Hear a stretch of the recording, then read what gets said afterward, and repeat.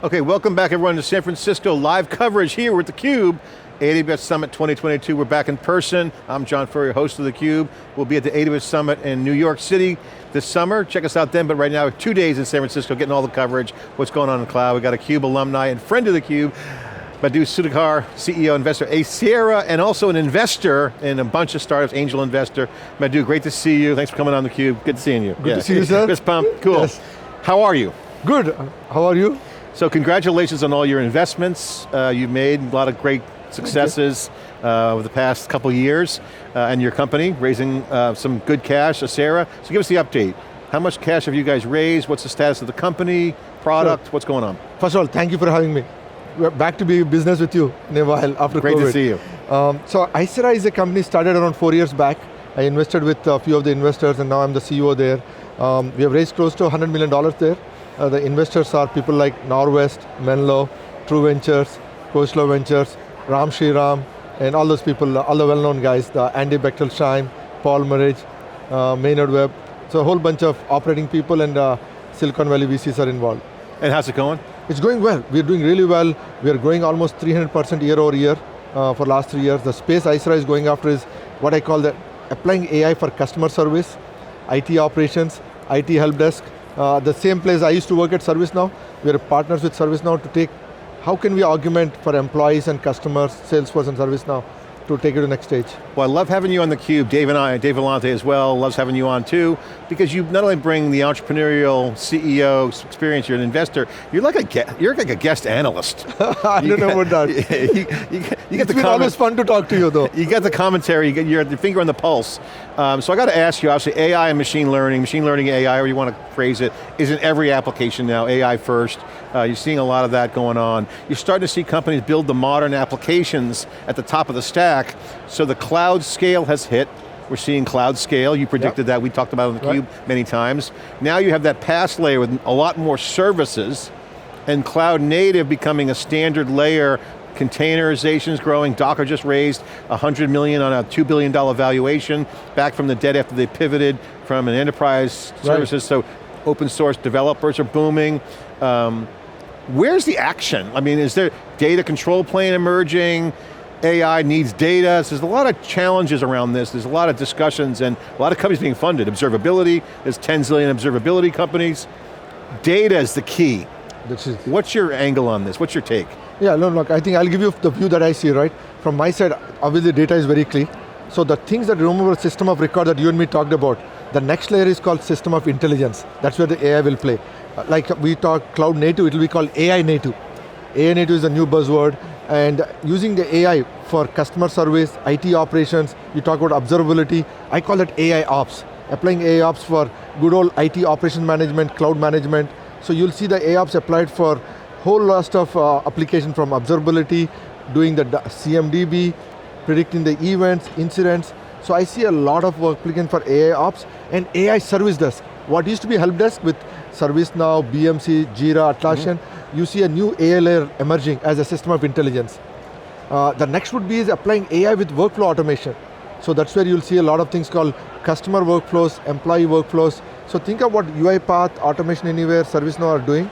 That area will be driven with AI workflows.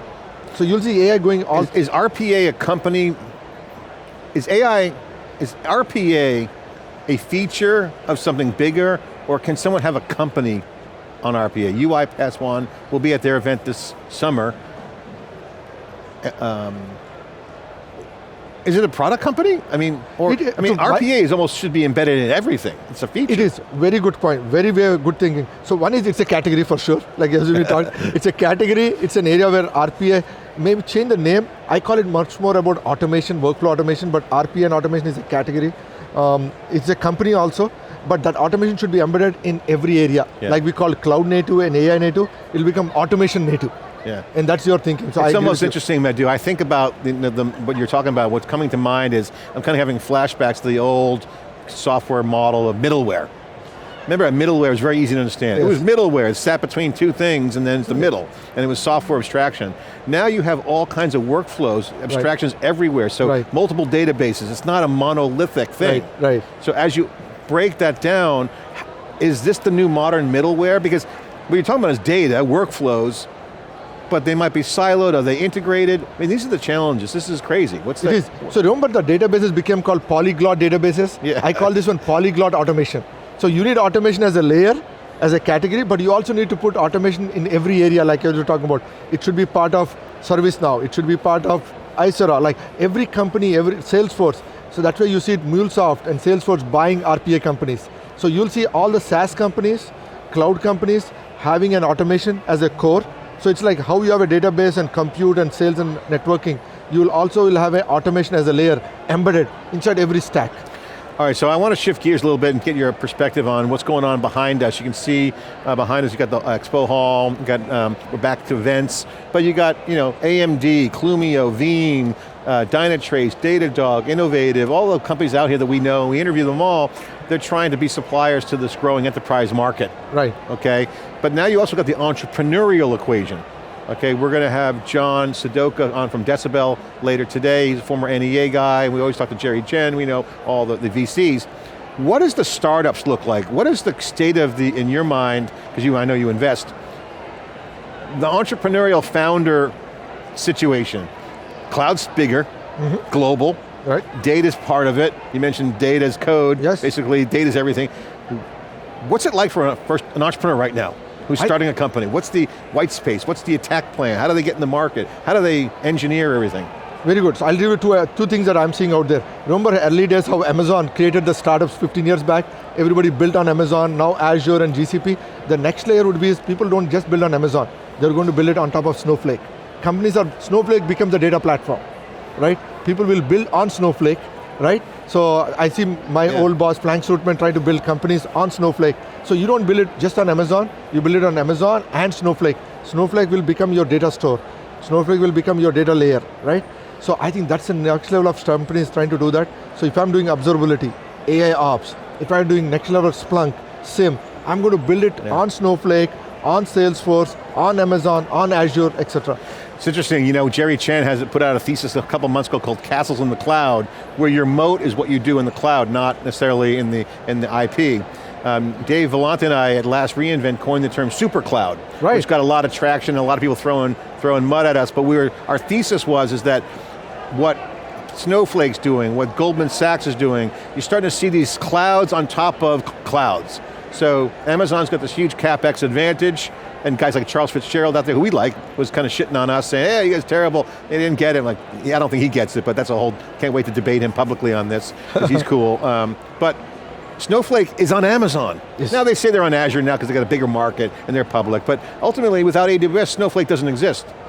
And they're reimagining the data warehouse with the cloud. Right. That's the $1 billion opportunity. It is. They both are very tight. So imagine what Frank has done at Snowflake and Amazon. So if I'm a startup today, I want to build everything on Amazon where possible. Whatever is I cannot build, I'll make the PaaS layer, you remember the middle layer PaaS, will be Snowflake. So I build it on Snowflake, I can use them for data layer. If I really need to do SaaS, I'll build it on Force.com, Salesforce. Yeah. Right? So I think that's where you'll So basically, if you're an entrepreneur, the North Star in terms of the outcome is be a super cloud. It is. That's the application on another big CapEx. Ride the CapEx of AWS or cloud. Right. And that will reduce your product development, your go-to-market, and you use the Snowflake marketplace to drive your engagement. Yeah. How is Amazon and the clouds dealing with these big whales, the Snowflakes of the world? I mean, I know they got a great relationship, but Snowflake now has to run a company, they're public. Yeah. So, I mean, I'll say, they got Redshift, Amazon has got Redshift, but Snowflake's a big customer, they're probably paying AWS big bills too.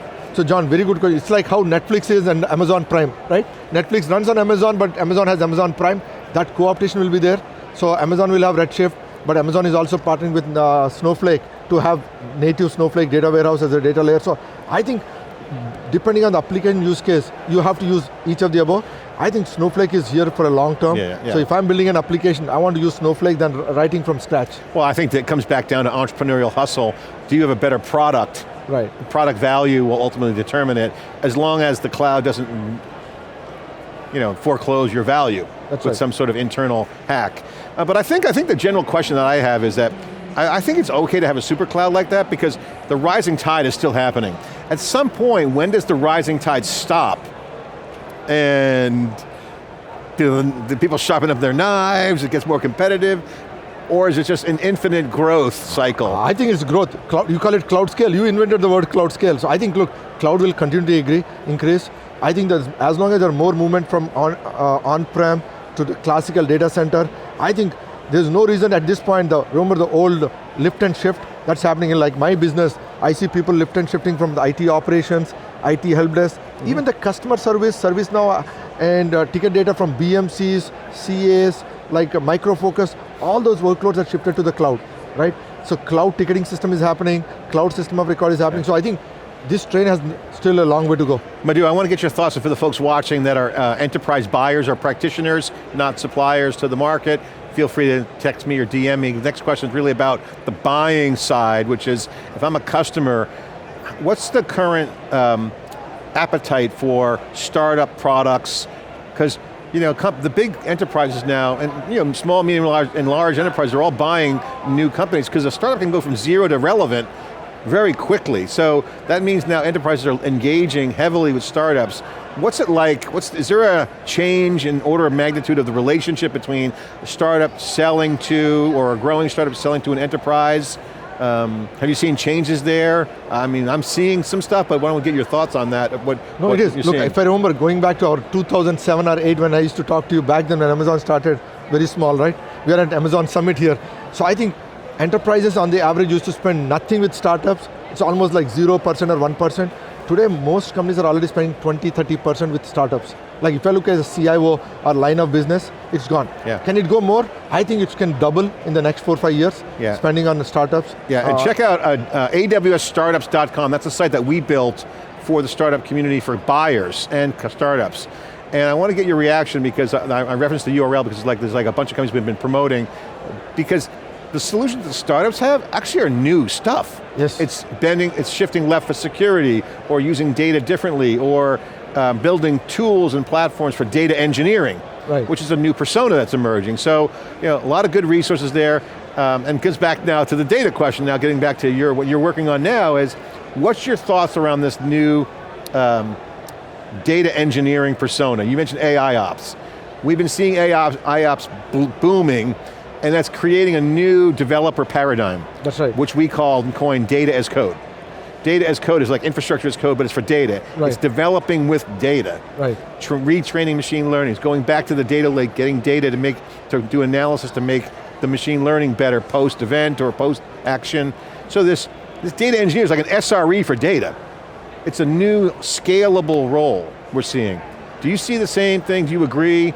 Do you disagree, or can you share your thoughts? I have a lot of thoughts there. First is, I see the AI ops solutions in the future should be not looking back. I need to be like, we are in San Francisco, Bay Area.